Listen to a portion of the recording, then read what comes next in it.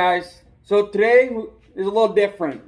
We're going to be talking about steelhead setups and my fishing sponsors. As you can see, there's one right here, Roscoe Terminal Tackle, Monster Fishing, and then Beckman Nets up there. But there's a few other ones I'm going to talk about. Beckman's owned by P-Line, but I want to talk about the setup first. Then we'll get into the Terminal Tackle, and then we'll get into the baits or the jigs, the brands I like, different leaders, different scents, different stuff like that. Different mainline, reels, the rod, all kinds of things like that. So I'm going to start out with the rod. The rod that I like to use, that I've become fond of, and that I've built a real good relationship with their owner and co-owner, is Edge rods. This Edge rod right here, you see, Edge rods, is made in America. 100% made in Woodland, Washington. This particular model is the STR, so Salmon Steelhead model, or Steelhead model. 1134, so it's 11 feet, 3 inches. It's a slow action. It's a little quicker than slow, but I'll consider it a medium or slow, right in there. But when you fight a fish, it bends over just nice and good. It has a nice parabolic bend. It's 6 to 15 pound line, 3/8 to 5/8 ounce lures. I found that I can cast a little heavier than that, probably 3/4 ounce on this. It'd be fine. Above that, you're starting to push it, but it's a great rod. I like the Daiwa ballistic reel with 30 pound P-Line or Power Pro, whatever you want to use. This one happens to have Power Pro on it because I have not switched over from P-Line. Let's see. The jigs are, there's a jig right there. I have it tied directly on the reel or rod with 6 pound, or not 6 pound. 6 pound would be in Michigan. We're in Oregon, so I do 10 to 12 pound. 10 pound early in the season, and slowly go up to 20 pound towards the end of the season when the big ones come in, the big 20 pounders and stuff. So I start out with 10, and every month or so I bump up a couple pounds to 12, 15, 20, and that's about as high as I'll go. I have about a 4 foot, or 3.5 foot leader. I like 2.5 to 3 foot, 3.5 foot leader. To a 3-way. There's a Poochie 3-way by P-Line right there, as you can see it. To a 1/2 ounce bank sinker. And up the line a little bit is a bobber stop right there. Then a swivel or a bead. To a Hawkins Aero Float AF5, which is 5/8 ounces, not a weighted float. Don't need that for what I'm doing. To a bead. To your bobber stop. And this particular rod is pretty long. It is 11 foot 3 inches. I usually stick in the 10 foot, but the 11 foot I wanted is because it's a specific thing I'm going to do. I'm going to be float fishing. When you flip up there, for me, I'm fishing, the run's right at my feet. So when I flip up there, I'm doing kind of a sidearm up there, up the river a little bit. Then it's drifting down. Well, I need that extra rod length when it gets down past me, downriver, and starts getting down. I need to start picking up slack. So I lift the line up a little bit without moving the float, put it back down. Lift the line up a little bit, mending your line.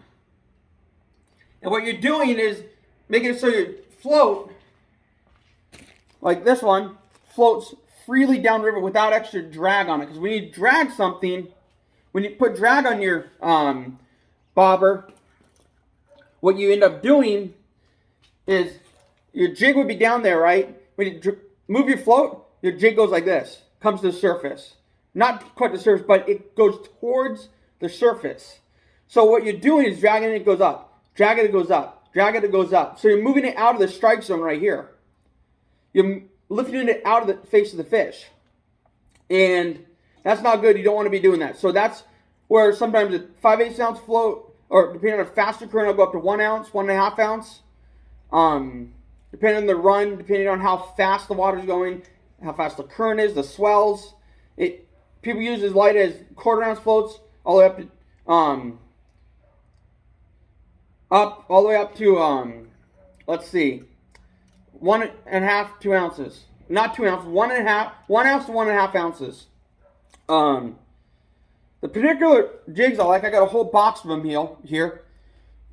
Maxed out on that side, maxed out on that side, blues, every color on the spectrum. I have one of everything he makes. They're Dinger jigs. They're made by Sam Wardinger. They're Dinger jigs, right?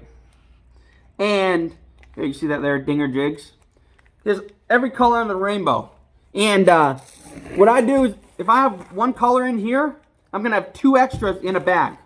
Because what you'll end up noticing is your hook point will get rolled over. Or you'll hook a fish and you'll lose the jig. Or something will happen where you need to put the jig to the side and pull another jig out. And if you only have one, and you caught fish on that one, then it gets blunted, you're not going to catch another fish potentially on that jig. So you always got to have backups. At least 2 extras of everything. When I'm salmon fishing, I have 4 extras of everything. Because if you don't have 4 extras of everything when you're salmon fishing, they just bite the jigs. People are like, oh, well, are you talking twitching jigs? No, I'm talking bob, float, jig, salmon fishing. Almost all my salmon I've caught in 25 years has been on jigs. We were doing it back way before it was kind of popular to Twitch, before everybody started tying jigs and all that stuff. I remember going to the store, getting the Eagle Claw brand, and having the hooks break on them, and then being like, you know what, I got to figure something out. So we bought the mold, started looking at hooks, and started doing the Eagle Claw hooks. That's what we had at the time. Tying our own. Would hide them because people would be like, what are you catching all the fish on? We'd be like, oh, it's bait or whatever. Because we didn't want to tell everybody. Because at the time, nobody was doing it. Maybe 1 or 2 people in guide boats, but not the average fisherman. They were not doing it. So we kind of, didn't say much. But over time, over 10, 15 years, every once in a while, I'd be like, oh yeah, here, have a jig. Put this on, or take that swivel off, or take whatever you have on there off. And they tie it on, they put a clip on there, or do whatever they do. If they didn't look right the way I had it, I'll tell them, you need to take that off and just tie it directly. And then all this stuff they'd float down and they'll catch fish. So, yeah, like there's all kinds of colors. There's awesome colors like that one there. Like a purple, sparkle, cerise, and a purple head. Really cool jigs, all different kinds. Let's get into the leaders. So I'm sponsored by P-Line, Beckman, Nesses, and Tellers, Beckman up there. Sampo, Roscoe, Dunmar Pliers, Dude Wipes, what else? Monster Fishing Apparel out of Galveston, Texas. Trying to get on with Daiwa. That's kind of on hold because of COVID. Wu Tungsten for bass fishing. I have 8 different sponsors. I have a bunch of them. But one of the lines I started out with over the years is P-Line Fluoro Clear. This one right here. This particular line, something I've used for years. People have talked about, well, what happens, the knot breaks or whatever. I tie the knot and the knot breaks, Well, the thing about this line is if you use a polymer knot, we've experienced breakage. We went right to the clinch knot. Never broke again. At the knot, at least. Over time, it gets worn down, the sun kind of degrades it and it breaks. But that's just part of fishing. Clinch knot with this line. This line, particularly a clinch knot. I want to mess around too much with polymer knots. Polymer knots are for braid, and the clinch knots for fluorocarbons, monos, and stuff like that. Blood knot for attaching the two if you're not going to use a swivel. But Fluoro Clear is one of the first ones I used. Another one that I've used over the years is this right here. It's called CXX, Extra Strong. It's a mono, or it's a copolymer, right? It's 15 pound. This stuff will break it over 25 pounds, this model, 15 pound. 20 pound will break it over 32 pounds. So it's a very strong line. Reading this label to this, because the standard in the market is by poundage and the diameter and all this stuff, and it fits into the 15 pound diameter, but it's incredibly, incredibly strong. So it breaks way above its breaking strength. Very good line. This is what I used a couple years ago. Caught a steelhead right at the bank on a pink worm. This is P-line regular fluorocarbon, 100% fluorocarbon. This stuff's pretty good. This stuff you gotta be worried about the burning the line when you tie the knot. So when you tie the knot, you gotta lick the line. Lick the line, keep it moisturized, saliva on there. I put a ball of saliva on there. I don't want any burning. So slowly tighten down, wet it tight, pull it tight. And be very careful once it gets real close to the knot and almost all the way put together, because that's when it burns. It doesn't burn sliding as much as it does clinching and tightening on each other, because the friction will burn it. So you got to be careful. All fluorocarbons are like that. That is not something that is wrong with P-line, because every fluorocarbon on the market burns. It's the type of line it is. It's a fluorocarbon. So it burns if you're not wetting it when you tie knots. As of recent years, I watched a couple shows and they were using this particular line out on the Buoy 10, the Columbia out here in Oregon. I'm sure you've heard of the Columbia River. It's like the Mississippi River for you guys out Midwest, but it's the big river here. It's the main shipping channel. And this particular line is P-line CFX. It's a leader material. Reason for this is because when it comes out of the extruder, leader material is very precise, one diameter. You won't see this like by looking at the line, but it's like microscopic. It's very dimensional. Whereas when you get a spool line, something like this, you're going to spool on your reel and stuff, it, over time, coming out of the extruder, it's going through the extruder so much, not getting cut, it kind of goes like this in the extruder. You won't ever notice it, but it kind of goes like that out of the extruder. So there's little weaker spots in some spots, stronger in other spots. And that's not something to P-line. That's in the line market overall. That's what happens when you get big bulk spools of line. The more they run it through the extruder, the more the diameter moves a little bit. But it's not enough you notice it, but it's enough to just the breaking strength. So just be careful. That's why they sell leader. Not because people think, well, do they sell leader because they want to make extra money and charge a ridiculous price? No. It's because it's more precise and the diameter is exactly the same coming out. The same strength all the way through. It's not adjustable or adjusted. That's why I like this. I start out with 12-pound fluorocarbon, because with fluorocarbon, it's clear, it's 100% invisible in the water. The light reflection and all that stuff, 100% clear in the water, so I can get away with a heavier line. 12-pound, I'll start out the season, midway through the season, I'll move to 15, and as soon as midway season's over, I'll move to 20 fluorocarbon. They do not see it. It doesn't make a difference whatsoever. Very good line, CFX fluorocarbon by P-line. The latest thing on the market is 100% pure fluorocarbon called Tactical. This stuff is incredibly strong. Very good line. Very it's more expensive, costs more. This one's 10-pound. I got some 30-pound in there for salmon. I also use 20-pound for salmon. I know people, I'm talking tributaries here, but I know in the big rivers, they use up to 50-pound. I've seen people over the years, back early 2000s, 50-pound leaders, all kinds of things. Big 8/0 hooks, big old hooks for salmon, big hooks for steelhead, all kinds of things. I fish shrimp down the river, tossed it up, hooked steelhead on a 3/0 hook. They aren't really hook shy. Although the norm for hooks is right around 1/0, 2/0. Usually 1/0, size 1 and 1/0. Some of the swivels I use is American-made Roscoe.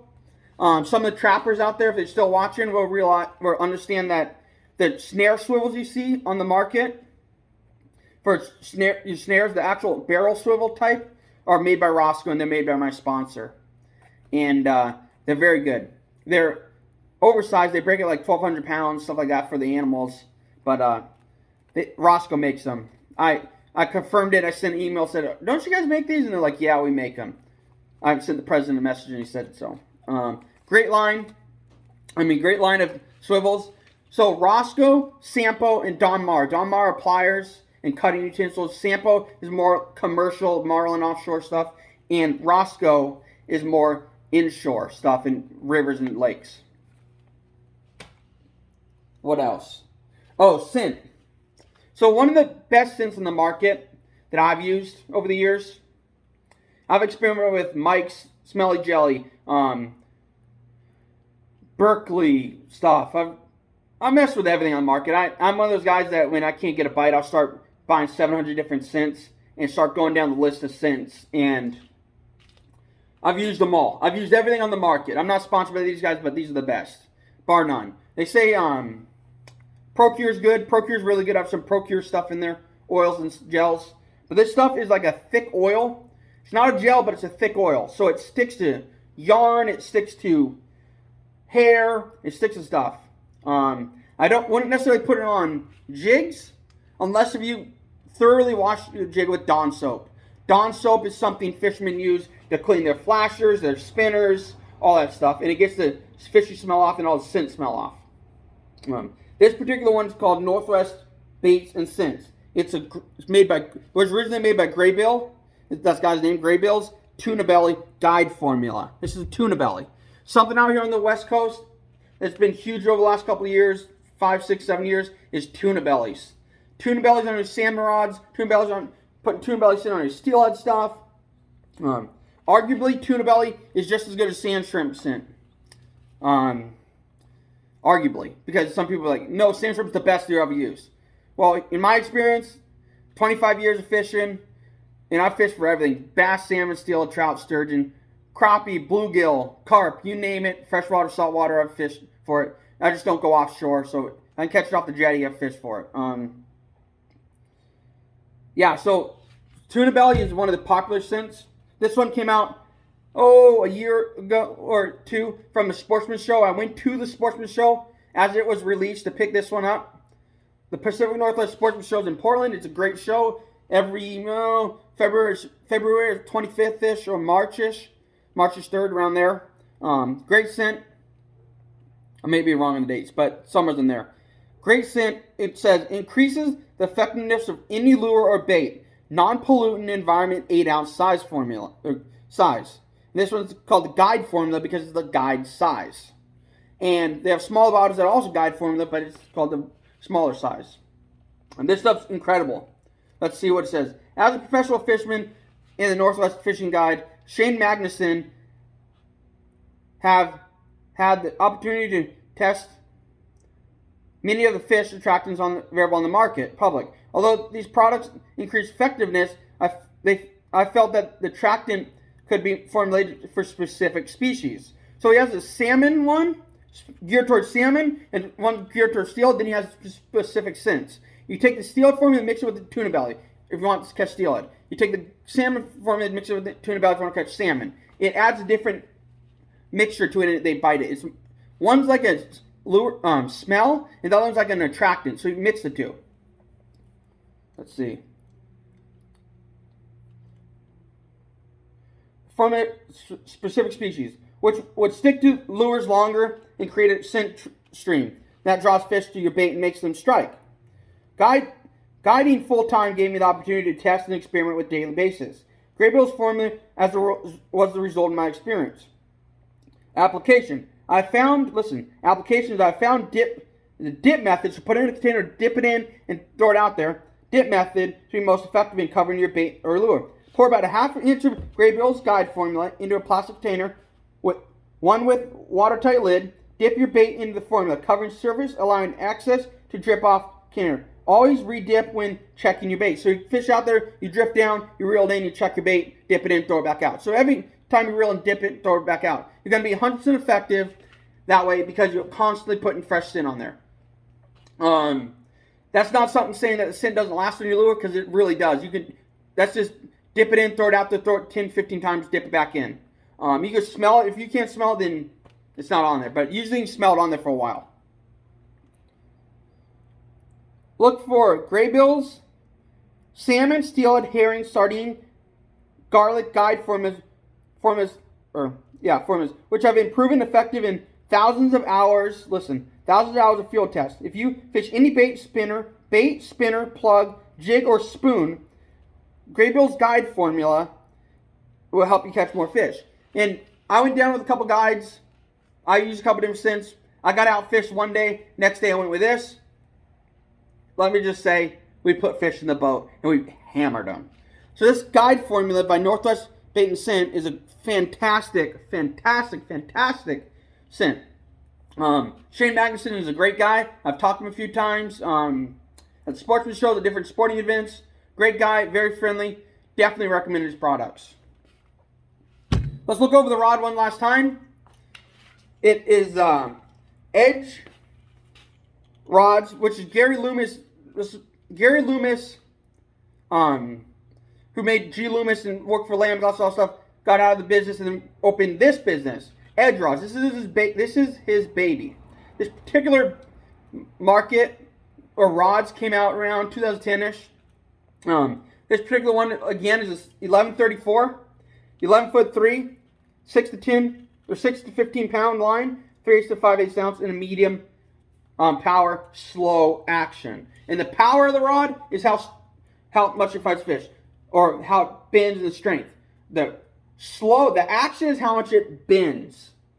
So basically the power is what's in the butt section to stop the fish from running. If that makes sense.